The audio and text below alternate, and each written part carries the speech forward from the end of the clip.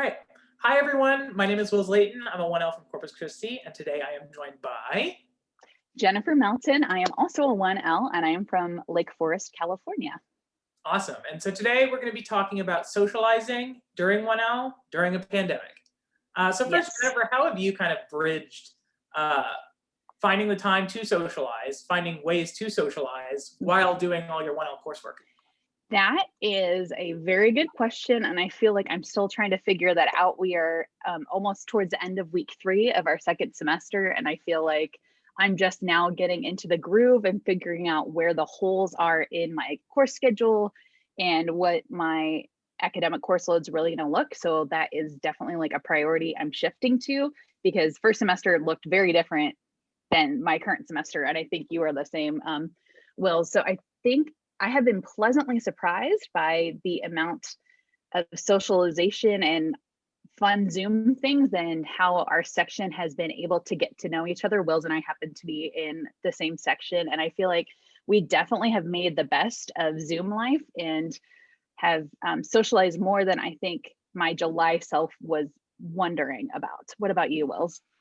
Well, I feel like because we have to do all this over Zoom, you have to put in so much more effort than you normally Hmm. would if you could just hang out before class or even talk after class or during breaks at class. Hmm. Basically, getting to go to school and sit with your friends and section mates, that's a good, easy way to do it.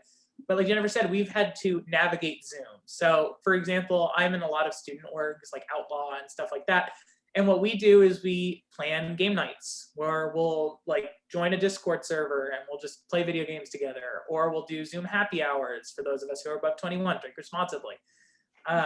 So really, it's just taken so much more effort. But I also am surprised at how much I've been able to stay socializing with people, and especially during 1L, because like you said, coursework was so much different during the first semester of this semester. It's always priority one. So I didn't think that I would be able to socialize that much anyway, let alone during a pandemic. So the fact that we both have been able to is really Hmm. surprising. But to anyone watching, it really is. You have to put in effort. You have to put in the time to attend Zoom stuff. And Zoom gets old, but it's worth the effort when you are struggling and you know you need your support system and you can just hop on Zoom and talk to someone. Yes. And so this might be good, happy news for the introverts. It might be sad news for the extroverts. One thing that I noticed, my primary social group ended up organically happening through my study group. And the longer the semester went on, the more we had just like check ins, and study sessions would turn into like 15 minutes of socialization, focus, study, and then you'd have more socialization on the other side. And then one thing I tried to do that worked well for me was to have like a core study group, and then just through talking with people and in our whole section messages of, oh, this person didn't seem to get that concept in class. So creating other mini study groups to do different exercises with. So you had different people to focus on different courses with helped me. And then Zoom study, not Zoom study sessions, those obviously have to happen, but Zoom game nights were helpful. Before it really started getting cold, having like grabbing a coffee and going for a walk with people, or just like grabbing a coffee and sitting outside at the law school because they had moved all the tables and benches 6 feet apart. So that was an option. And then Zoom coffee. I've been trying to have a Zoom coffee with a different classmate each week, and that has been fun.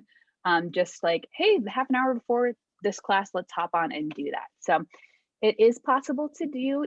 It has to be more intentional, I think, than would organically happen when we get into the building.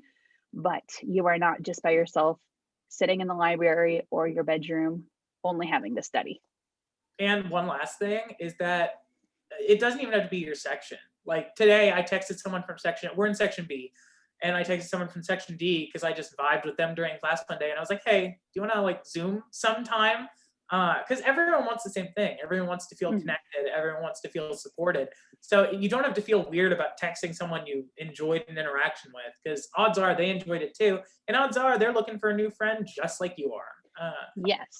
I really think that's important as well. Don't feel like you have to talk to just your section mates, because really everyone is in your 1L class and everyone wants to get to know everyone. So Yes. And I also want to circle back to what you said at the beginning for the student organizations. They are very low commitment. So I strongly suggest getting on all the email distribution chains. If you're any way, shape, or form curious about the person that had that intro meeting or the topic in general, and then you can pick and choose of like, hey, the outlaw game night sounds fun, or I'm going to do that meeting with this counselor from the NCAA. I think they had a sports law thing recently. So that's one way to get to know 2Ls and 3Ls, as well as 1Ls from different sections. Awesome. And Thanks, Will. that's all we have for you today. So bye, everyone.